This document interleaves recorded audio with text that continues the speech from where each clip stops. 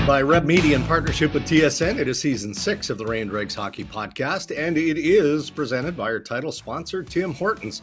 A Roll Up the Rim to Win is back, and it's here until March 23rd, so you can play for a chance to win tens of millions of prizes, including the electric Volkswagen ID Buzz. ATVs, lots of those, vacations, electronics, gift cards, Tim's products, and so much more.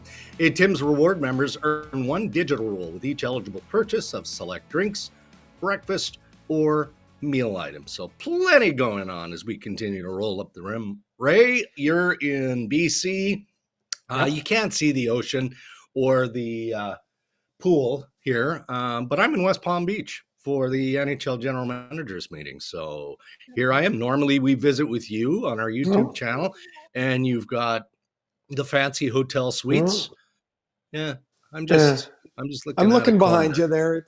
It's you don't really have. We're not really seeing the full deal there. But are you walking around in your flip flops, or what do you got going on? Yeah.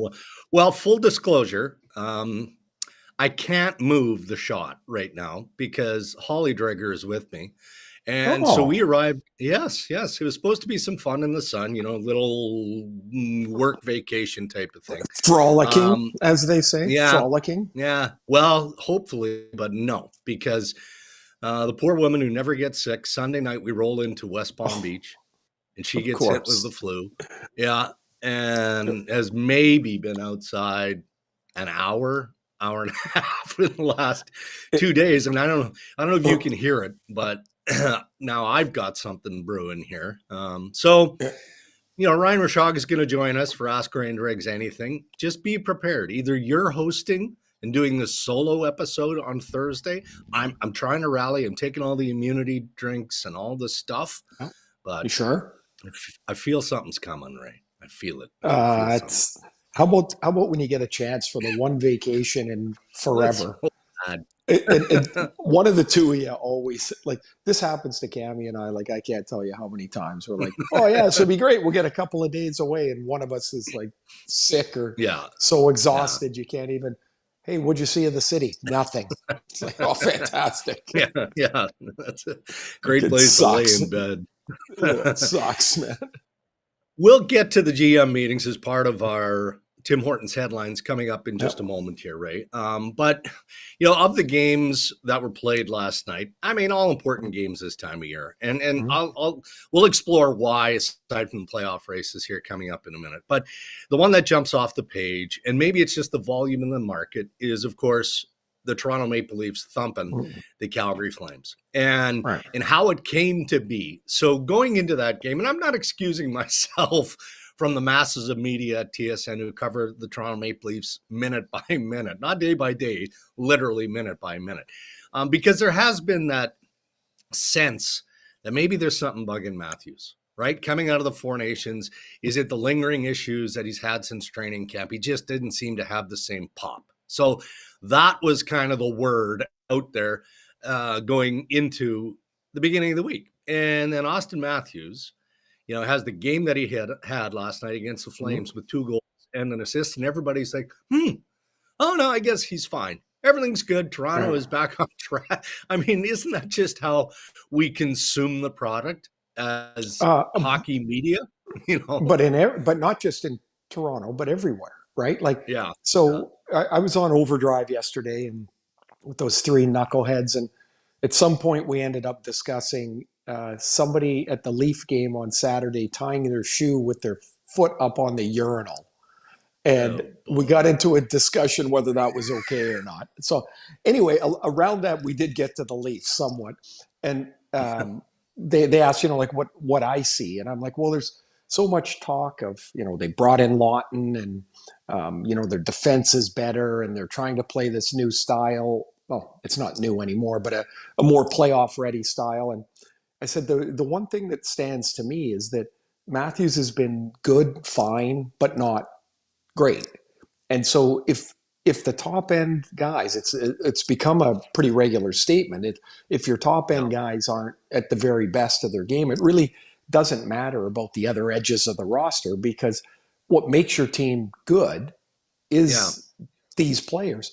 And the Leafs had looked slow. Like, play slow, play disconnected, just not sharp. And so there was obviously a lot of focus. Matthews looked better, right? And the fact that he scored means everything's okay, but now he's got to do it again tomorrow, right? Like it's, and why, I expect that there's better hockey in front of him. Like the level he's played at is just not the level you would think that he would continue at. Yeah. They also made a tweak. Like, when a new guy comes in and there's all this energy around him, and then sometimes it just doesn't work, or it doesn't work early. And so they moved Domi back to middle and they dropped Scott Laughton. And maybe that's the way it's going to stay for a while. Maybe it's not. But last night, Domi was awesome. He was awesome in the middle of the ice. And I'm like, oh, maybe they stumbled onto something here. Coaches will tell you all the time, like, they have these great plans, and sometimes the thing that works is the one that was not plan A. It was just like something else that they came to for an adjustment or an injury or whatever, and they're like, oh yeah, that's it. And maybe it is, but all that is nice, but the big guy's got to play. And Matthews was awesome last night. Yeah, he was. So whether it's, the Edmonton Oilers, we had this conversation on the last podcast recently, like teams that are just, because of the high level talent they have, are expected to be better certain times of the year. Yep. Obviously in the playoffs, if you're the Maple Leafs. But the word that Berube and Matthews, captain of the Leafs, used the other day going into the game against Calgary was urgency.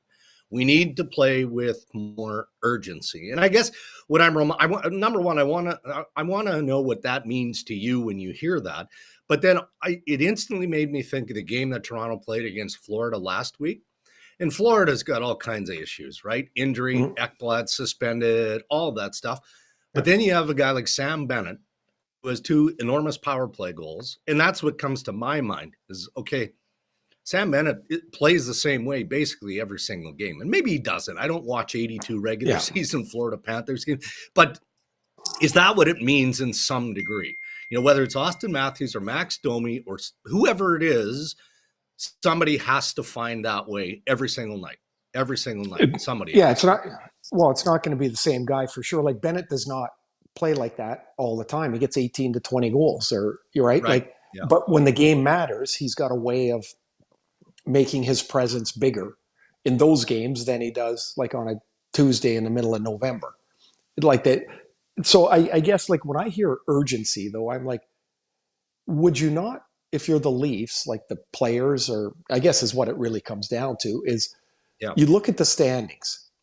Is not the urgency to win the division so you don't have to fight through both Florida teams to get out of there? Like, how much more urgency you've been through this frickin' movie time and time again? Like, isn't the urgency what we need to try to achieve? And it doesn't mean you do it, but is that we need to win this division. Yeah. We need to pit the Florida teams together.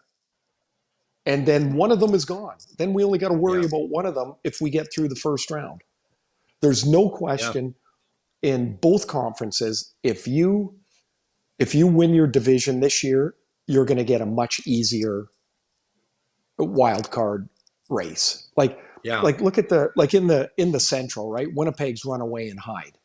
And so so you're going to lose a Stanley Cup contender in the first round in that division. And if you're the Leafs, how much more frickin' urgency do you need to go, we could take one of those teams away from our road if we can win the division. Yeah. That's what that's what it means to me. Excellent. You want to talk about some of the GM stuff? I mean, all kinds of impressive data, which we'll get to in a moment. And it really speaks to the health of the game, even though we like to chew it up every once in a while. Yeah. And I do want to talk about what they focused mostly on Monday, goalie interference and the video review process. Not that they're looking to make tweaks or changes. They called it checking of the compass. And all that means is, you want to make sure that your general managers are given the same clips that the Situation Room in Toronto would deal with, right, on a nightly basis. And 32 GMs, let's look at 55 different goalie interference calls, goal versus no goal, and then tally up what you think. You imagine? No, But here's I the was just crazy. thinking of, like, before they started this, did they go around and take everybody's pen away so they didn't start stabbing their eyes out? Like, Yeah. like that's Yeah. okay. Anyway, so there's 55. Well, I would, or whatever the number was. I would have loved to seen the tally on each one. so I don't have the number yet, and I think they'll work on it today being Tuesday, but it sure sounded so they in an interesting way, they invited the media into the GM boardroom. All the GMs had taken off, but they showed us several different clips of Yeah. what they were talking about, right? And then they went around the group and they gaggle, and what do you think of that? You think of that? And so afterwards, as we're talking with Coley Campbell and Stephen Walkham and Kay Whitmore and the entire group, Chris King, Rod Pasma, all those guys. I won't say which one, but one of them had a peek at the tally and said, there's almost zero discrepancy. I was shocked by that. And by discrepancy, what I mean is nobody had an issue with how the play was called, in the collection of opinions that are used to determine in the video review that it was goalie interference or it was. And the three things, a criteria that they must have said 15 times in this 1 hour discussion with the media. Here are the three things that determine goalie interference. Is the player in the blue paint? Number one. How did the player get into the blue paint? Was he pushed there, right? Did he go on his own? And you can be in the blue paint. You just can't prevent the goaltender from playing his position, right? Or resetting to make a save. So those three things. Is he in the blue paint? How did he get there? And did he prevent the goaltender from playing his position or resetting? And if all three of those things are ticked, then almost with certainty, it's no goal. And I think once they explain that to every GM, hang on. You're saying all three have to be, or just one of the three? Basically. No, I mean that if all three tick, then it's no goal. It's getting called back. I would say to that is that I think most teams understand those three, right? Those three criteria, because there isn't a lot of challenges, which I do believe is the goal of the league, is to not have 50 challenges a night, right? Yeah. So I understand that. When it's laid out on paper like that, it sounds really easy and really clean. Problem is, everybody, as we know, everybody's moving and is he in the blue paint? Well, he was, but he's not now. But when he was in the blue paint, did the goalie run into him? Did the goalie run into him on purpose? Like, it's so convoluted every time. Yeah. And what is really interesting to me is when I started doing international hockey, they had the rule around the crease is as soon as a guy went into the crease, they blew the whistle. And there was just a face off. Yeah. I don't know why that is not further advanced, but if you think about it, they're moving slowly towards that. Yeah. That this rule is becoming more like the international rule was, which to me is the way it should be. You paint the bloody ice blue for a reason. So stay out of it's there. Blue. It's different than everybody else. Hey, stay out of there. And one of this little sidebar note, one of the funniest things, or I don't know if it's funny to me anyway, Pat Maroon went to play for the Team USA, won World Championship.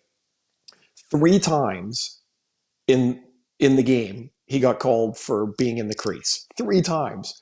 And I remember saying, like, he's either colorblind or he doesn't know the rule. He doesn't know the rule. Well, come on. But of course he didn't. He just came over from the NHL at the time, and he's like, the first one, he's looking around like, what the hell happened here? They're like, you're in the paint, and he's like, what? Anyway, I think it still can be more clear in game situations, but I like that there's 3 criteria. Like, I like that. Yeah, I like that it leads a baseline of how they can look at the play, but it's as long as there is a challenge available, there'll be some dispute on whether that play is and that play isn't. I mean, it's just the way it is. Hell, everybody loves the NFL, Dregs. How many times do you look at a pass play and go, is that pass interference or is it not? Sometimes you just know it. Other times you go, I don't know. So I'm going to invite anybody listening or following on the YouTube channel when they watch this to go to tsn.ca and watch the hit that Pierre LeBrun, Gino Reda, and Chris Johnson did this morning. And here's why, because this will pull at your heartstrings. As a dad of two young boys who are very athletic, obviously, right? Landon played in the National Hockey League. Mm-hmm. Matt, a terrific athlete in his day. Yeah. So Rod Pasma is part of, he works in, well, Rod, but Rod works inside hockey operations for the NHL. And he's on that safety committee that has been trying to gain more traction with some of the cut resistant stuff. Right? Because every year you see something just terrible take place. Mm. Well, not that long ago, Casey Fitzgerald, who's the son of New Jersey Devils general manager Tom Fitzgerald, had his throat slashed. And I don't know if you saw the pictures in the American League. Brutal. So now I'm going to fast forward to this morning. And it's a tough one. So apparently Fitzy knew that Rod, they didn't blindside him in the GM's meetings this morning, right? But he knew they were going to show a video, but they prepared him in advance to say, if you want to leave the room, you can leave the room, because there's one angle that you probably haven't seen that is terrible.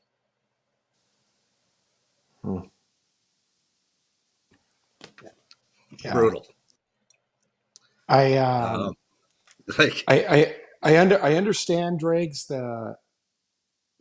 because I was a player, and anytime they brought in a new rule of some like visors or there was always this shove back, and we don't want to do that. We don't need this. We don't. Yeah. Right. Like I understand the resistance to it, because I was part of that resistance. When you come out of the game, it seems so obvious. Like I'm standing there in a suit, 2 feet from the ice. And there are times when something happens and, it after all this time, Dregs, it still takes my breath away. Like how dangerous this game can be. Ooh. Well, the reason I get it. And it's like, man, this is sitting right there. Like this. It's sitting right there. And in fairness, though, Ray, I think, and look, I mean, if I'm wrong, we'll correct it in another episode. I think he was wearing protection, like a neck. Was he? I think he was. So it could have been absolutely fluke. But the reason I got a little choked up is I know Fitzy in the meeting this morning got pretty upset. It's his son. Yeah. It's terrible. Mm-hmm. So, I mean, the good news is that Hockey Ops will admit that they believe Hockey Ops believes that at some point there will be grandfathering of this protection. Maybe the sleeve, the wrist sleeves, the ankles to protect Achilles, the throat, obviously, all of that stuff. Yeah. But the Players Association has to get on side, and the players, the reason that the PA pushes back is they're like, yeah, we get it. We would love for all of our players to be super protected.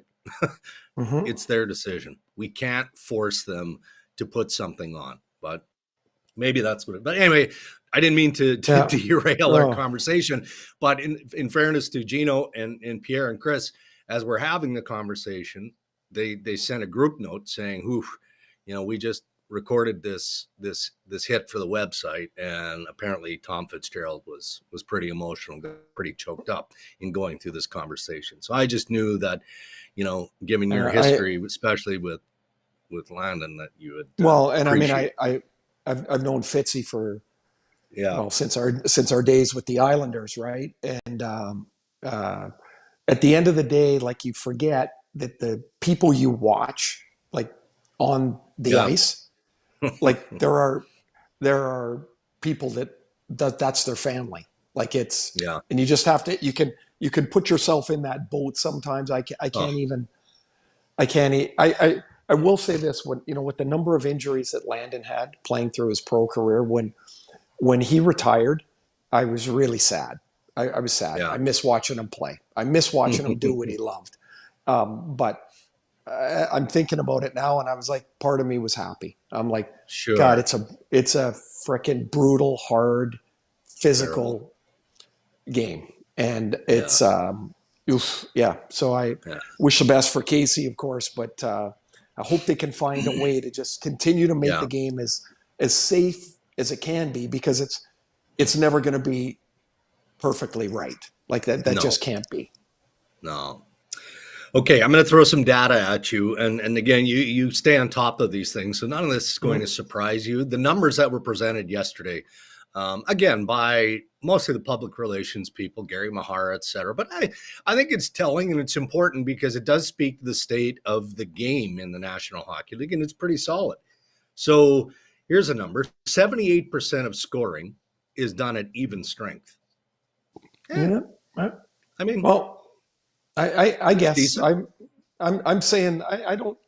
That's why those 5-on-5 numbers are so critical. And you'll see some team that may be for the year at this point -5, say 5-on-5, and the Winnipeg Jets are like +60, and you're like it's a different world that they're in, and you're like, oh gee, why do they have almost 100 points already? It would be that. 21.6% success rate on the power play. That sounds like a lot to me. Is that about where you thought it would be? I mean, that tells you that a lot of work is invested in making sure your power play fires, because it's game-winning stuff, right? Well, so it does sound like a lot. However, if you go, okay, at 20%, that's 1 for 5. And you're like, that kind of feels right, doesn't it? Like, if you're, so 2 power play goals every 10 chances. And I kind of see that. So one of the takeaways from the Four Nations, right, was, of course, that 10-minute overtime, 3-on-3, right? And people wondered whether or not the league was test driving. And maybe they would some way expand 3-on-3 in the regular season, go from 5 minutes to 7 minutes, 8 minutes, whatever it is. And at the conclusion of the Four Nations, I was told, no, that was just a unique device specific for this event. I'm like, okay, well, why wouldn't you talk about it and consider it? And then this number was thrown at us. 74% of overtimes are decided in 3-on-3 right now to date. Well, you know what is funny is there are some guys in the league office that there's no way that they were on the analytics train when it all started. There's no chance. No and chance. Yet, when they get a number like that, they can hit you right over the head with, how many do you want decided? Boom, 76%. Boom. I'm surprised because although it does feel like there's less shootouts this year, it does. Again, that just from my eye test thing, it would be nice if every game, or what if you could get it to 90%? Would because see the difference, I think, Dregs, is if you go from 5 to let's say 7, if that number goes from 76% to 78%, what the hell's the difference? If it goes from 76 to 90, well, then you talk about it. Yeah. And so I'm a little surprised, I think, that it's that many. Yeah. Okay, last number I'll throw at you. And again, this one I had to think about. So overall, 10.5% shooting percentage across the NHL. That's high. I mean, that's high because when you think, automatically we talked about Auston Matthews off the top of headlines. Well, okay, that doesn't surprise you. McDavid, the scorers of the NHL, that doesn't sound surprising. But we're talking about overall 10.5% shooting percentage. I mean, that's a significant number. Well, because what it really means is that means the goalies are only stopping the puck like 89.5% of the time, right? There's 100%. It's got to work out to. And so it wasn't very long ago, the best goalies in the league, they were all in the 915s, 920s. Now, if you look, I mean, outside of Hellebuck, who's I hope he's polishing up his speech, but like there is, there's 905 is starting to be really good again. And you're like, so what is it? It's the skill of the player, sure. It's the speed of the puck moving side to side. The goalie sometimes just can't catch up. It's the technology of the sticks that allows the puck to jump off the stick quicker. It's the more reliance on traffic around the front of the net. All these things to make the goalies have a tougher time stopping the puck. So that 10.5 that's a pretty good number. It is. Okay, a lot of talk. There was a report on the Four Nations face-off, and just a summary. They didn't disclose what the financial numbers are. Probably not as great, but who cares? At the end of the day, it was such a great spectacle, just a shot in the arm for hockey. So what I was told was the Sports Business Journal, which we've all heard of. I mean, it's an important entity in coverage of the business side, nominated the Four Nations face-off. I believe yesterday nominations came out as the sporting event of the year. Of the year. Not hockey event of the year. When's the last time hockey had one of those? That I didn't ask. I will find out. But you're comparing to all the great events. Starting with the Super Bowl. Go down the list, right? So, well, the Super Bowl sucked this year, so yeah, it wouldn't be in that list, I think. But I also learned, again, we could throw out all the numbers of, the TV audience, as was off the charts, the 135,000 tickets sold, all of that. Something I didn't know, the bidding for the national rights in Canada is up, and that process is happening right now. I just wrongly assumed that the World Cup would be rolled into all of that. Right? No different than, with the national rights, you get the playoffs. So you also get no. So these guys, it's more about the board of governors. These are the general managers. All they care about is what's the salary cap next year. That's the money that I get to spend. But there will be an outside bidding process in the next couple of months for the World Cup of Hockey in 2028. So you can imagine what that number is going to look like. Well, is that not just like when you order, 20 years ago, you order cable. Oh, you want movies? Well, you got to pay for this too. It's not in your cable package. It's the same thing, right? We should get Rev Media involved. Maybe you can, just get into the bidding process and see. The Ray and Dregs podcast could do the game. Well, if our leader was on it, I think we could start working on that. He's coming up shortly. There he is, chiming in the background. We'll get to Ryan in a second. I want to wrap up Tim Hortons headlines with, I don't know, did you see the piece that Bobby Boughner authored in NHL.com? Yeah. Yep. It was simple in the sense that it's just the direction of a coach and a coaching staff this time of year when you're in the playoff mix and how you manage certain things. I liked it. I thought it was interesting. You're kind of smirking. Why? Well, because I was laughing. Coaches think about all these freaking things. The players only want to know, when's the game? What time does the flight leave? Are we going for 2 days or 4 days? Right. Optional, not there's very few things for the players to think about, and the coaches drive themselves wild because they got to think about all this stuff. What's the workload for this group of players? What does the goalie need more shots? Does they whatever it is? And us guys just we just showed up at the rink, and you're like 9:15 tomorrow. That's early. Can we come at 9:30? And that's really as much as you think about till you got to go to work, right? Yeah, again, the things that jumped out to me, shortened practices when you have practice. There aren't that many practices for teams anymore. I get that. Morning skates are quick. Video sessions are shorter, all that. But, even to look at the week ahead and say, okay, we've got 3 games this week. That's all we're looking at. Let's not worry about who we're playing 10 days from now. Let's just worry at and incrementally early in the season.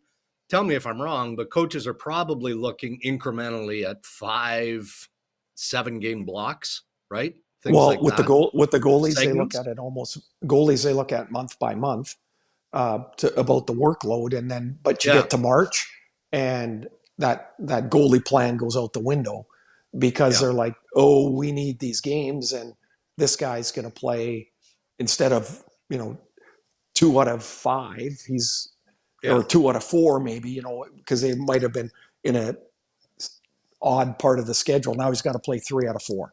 He's got to we need our big boy in there, and so those things will always change. But it's interesting. There's a million things to think about.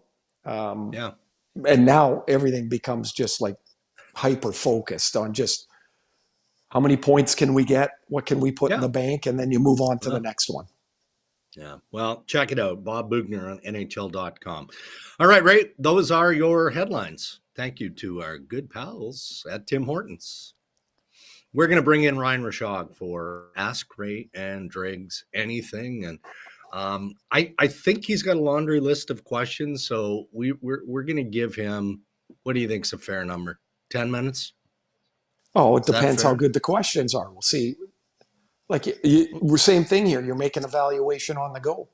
If we're not loving the questions, it'll be 6 minutes. Okay. Why do I have to fight for airtime? Why? Like, you guys go on, Dregs. You filibuster every segment. You go on and on and on, and I'm the one that's the problem with time. Like, it's my fault. I ask a question, Ray gives us a nice tidy 30-second answer, and you talk for 90 seconds. How's that a me thing? Wow, you didn't like the Fitzgerald story? Is that what you're getting at? Goodness sakes. Literally just finished texting both of my boys. Hey, guys, love you. Have a great day. Yeah, no, it's Uncle Darren got emotional. That kind of got me a little verklempt, too. I'm not going to lie to you. No, hey, it was a great story. It was a great story. Ryan, though, but you have to know, like, why would you ask Dregs that question? I know. Because you know he's going to hit you over the head with a frying pan. It's just a high, hard one coming right back at you. I know. So I do radio or a local sports show here in town on Mondays, and I go on at 8:30, and Dregs is on at 7:30 every day, Ray. So what do you think is waiting for me every Monday at 8:30? Oh, boy, right? Dregs was really biting into you. Oh, boy, wait till you hear Ryan Rishaug's coming up. Wait till he hears what Darren Dreger said about him today. And so this week, Ray, the exact same thing. Joggy, Dregs was all over you, chirping me because I'm not in Florida, and he is. So when I heard you had the sniffles, I don't want Holly sick, Dregs, but I'm not heartbroken at the fact that you got something coming on while you're there. It feels like a little bit of karma. Okay, all right. Fair enough. I got it. All right, time for Ask Ray and Dregs. Time for Ask Ray and Dregs Anything, brought to you by Acon. If you're a skilled tradesperson or construction professional, you're looking for work in Western Canada, they want to hear from you. They're one of Canada's original industrial contractors, building some of the largest multi-year industrial projects in Western Canada. You can be part of it, looking for skilled tradespeople and construction pros to join their team. You can send your resume to trades@acon.com. That is trades@acon.com. Lots of good submissions this week, and we thank everybody. We're going to get started with an odd one here. This is a Montreal Canadiens fan living in Ottawa asking a question about the Chicago Blackhawks regarding Connor Bedard's misconducts. Do referees and linesmen in the league feel it's their responsibility to teach lessons to younger players to try and shape their future behavior through misconducts like that? Or are they simply reacting in the moment? Would the league want them to be thinking about that and how they handle a young player like Bedard? Love the show, guys, and go Habs. Ray, what do you think? I don't think they're in the teaching lesson business.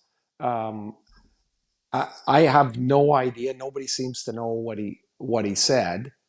But when you get a misconduct sitting on the bench, generally you've said something that's over the line. Like they're not generally hauling guys off the bench. They might turn around, and maybe I have experience in this where they say, "Hey, shut it." And you feel like you've been scolded as a schoolboy. I've also had a misconduct off the bench, which is one of the most embarrassing skates you can have of your life. There's no play. You're sitting on the bench, and the guy, the ref was in the far corner. He blew the whistle and gave the sign to skate over. I had to open the door. I remember the rink was quiet. I opened the door and I had to skate across. And everyone's looking at me like, "Where are you going?" I'm just going over here for 10 minutes. So I don't think it's a lesson thing. I think look, the ref that I understand was Chris Rooney, who's a veteran guy, who's one of the league's best. And so I would assume this would have been a culmination of not just one comment, but probably a few. I mean, that's my guess on it. Yeah, and I actually think the whole experience of this season is a learning experience for young Connor Bedard, right? And, not to make this comparison entirely, but you remember Sidney Crosby in the early days, right? Like he was constantly beaking and chirping and just struggling with frustration, right? Maturity to a point, and eventually you get it. So we'll see if that's how it plays out for Connor Bedard, but he's probably not going to forget this experience anytime soon. Just as a follow-up, Dregs, how often do you think the officials are talking to one another? Like, do they got a group chat, their experiences? Hey, man, have you guys had Bedard lately? Yeah. Have you noticed this or that? Like, among that fraternity, I wonder if there's some communication, and as a group, they feel like they pass along information back and forth. Well, Ray, you would know this too, right? Because you run across, the crews, the teams of officials on a weekly basis. But yeah, they definitely have those internal conversations. There's no doubt about that. And when it's a player of that stature, status, and I could check with Wacom here, Stephen Wacom, just to find out, people don't realize the amount of background work that is done by the officiating department in the NHL. Yeah. So maybe that's also a part of it, right? I mean, these guys are graded game by game. So I would think that they would share that intel. Why wouldn't they? Yeah. There's one other thing. One other thing is that, of course, they're not the same crews. So Dregs might have a player today, and then we get connected for the next game. And he's like, oh yeah, this happened in my game. And I'm like, oh yeah, this happened in my game. And so without question, they're sharing information. Okay, moving on. Fellas, the Hurricanes have won 7 in a row, giving up just 9 goals in that time, all while in the midst of a crazy trade deadline that should have been a massive distraction. How much of that is coaching? Alec in Barrie, Ontario. Ray? I can't put a percentage on it, but I'll say a lot. Because I played with one world championship with Rod Brindamore, and I was like, man, he has got the most narrow focus of almost anyone that I've really ever come across. And that was in like a 2-week span. I was like so blown away. I'd never really seen that before. And you watch the way Rod coaches and the way he's behind the bench and the intensity of, so all that stuff around him. Like this has been going on for a few years in Carolina, right? Around Rod. There's always like, there was the ownership change, and then there was a new way of doing business, and then Donnie Waddell was out, and Brindamore's just like a freight train. And so I would say in this case, a lot. Like coaching matters a lot. Yeah, I would agree with that. And I mean, even look at the pivot on Mikko Rantanen, right? I mean, of course, if they had some mulligans, they would have done things differently, maybe even, starting with the trade with the Colorado Avalanche. But Rod Brindamore wasn't going to change his style, and Mikko Rantanen didn't love the way that they have to play in Carolina, and wasn't going to be forced, into an extension situation.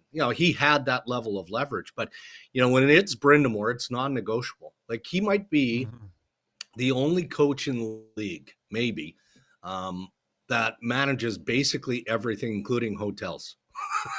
Here's where we're staying. Yeah, apparently, here's where we're staying, and here's why, and I don't want to talk about it.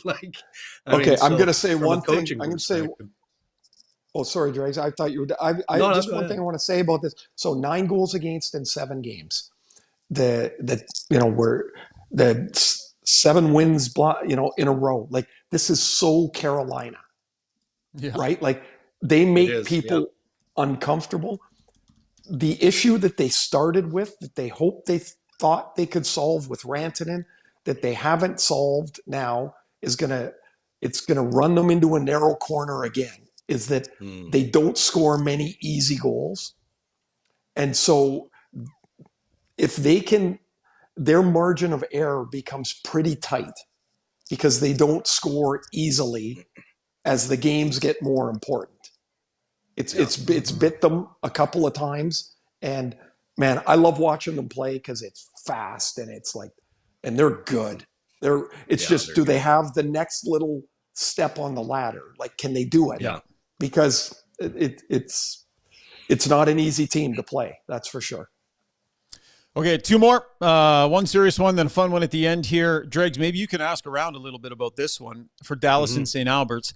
He says, it pained me to see Dylan Holloway score his 22nd goal for the Blues the other night. Philip Broberg is averaging 20 minutes a night. Will these results change the frequency of offer sheets that we see in the offseason from now on? Ray, if you were a GM, is it a tool you would explore and be willing to use? That from Dallas. Okay, I'll answer first before you get to Dregs. I don't think you'll see more offer sheets because most teams won't put themselves in the position to be exposed by one. If I were a GM, I would hope I wouldn't expose my team to an offer sheet.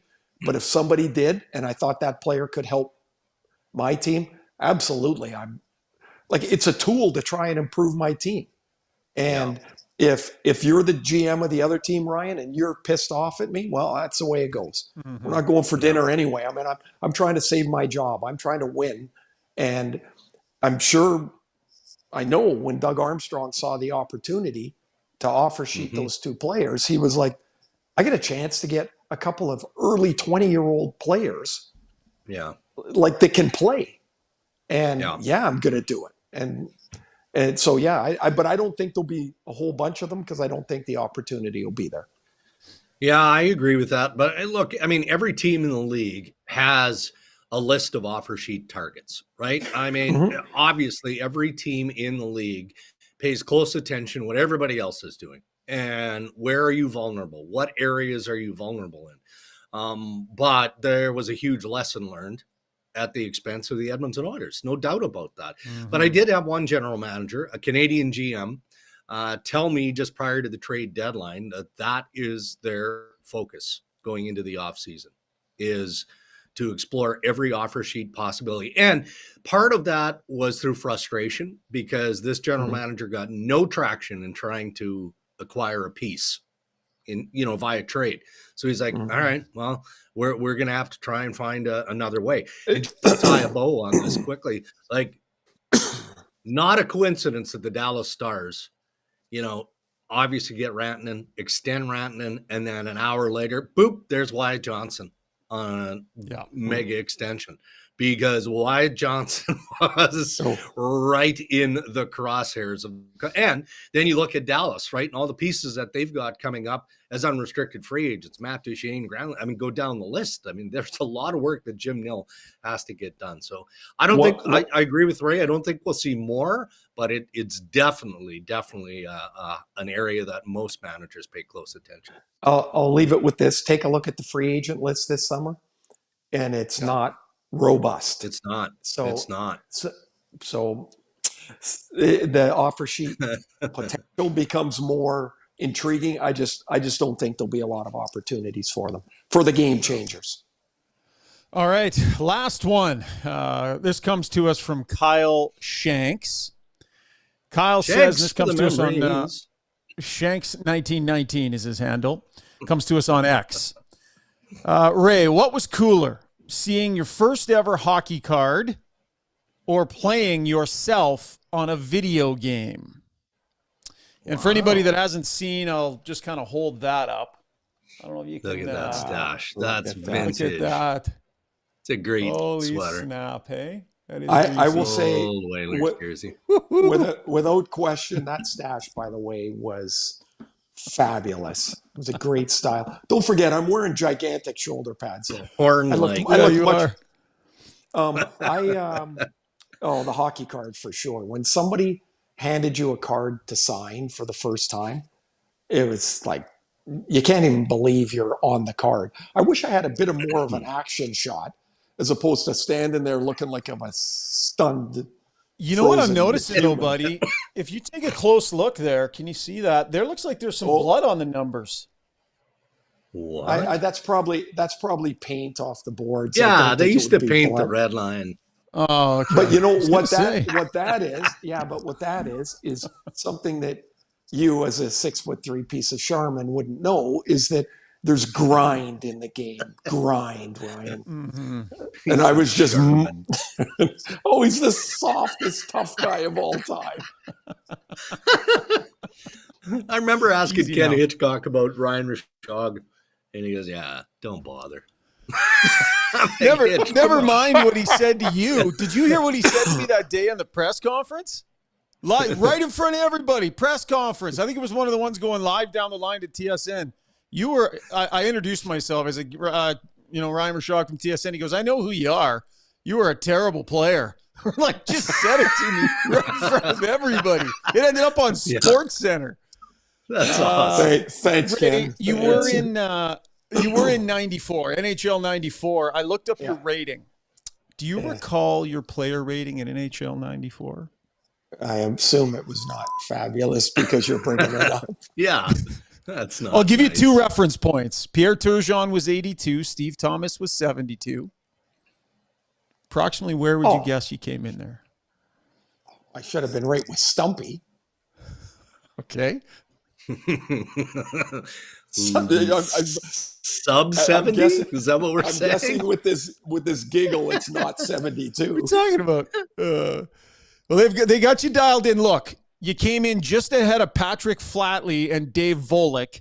You're at 63 was your rating. 63? That's outrageous. Who's doing the ratings back then? A tennis player? Yeah. That's outrageous. Fucking terrible. I checked out some other ones just for reference. Kevin Lowe was 62 that year with the Rangers as well. So there's someone that was right. But he was 40 by then, though. It was like that's 63. Jeez, man. There you go. That was Ask Ray and Dregs Anything, brought to you by our friends at Acon. Dregs, have a great rest of your trip. I hope Holly feels better soon, bud.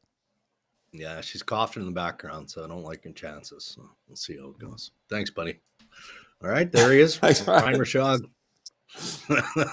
Awesome. You just had to bring that up, hey? Like, what did your rating in that year have had no relevance to the episode? No, but I just put it together.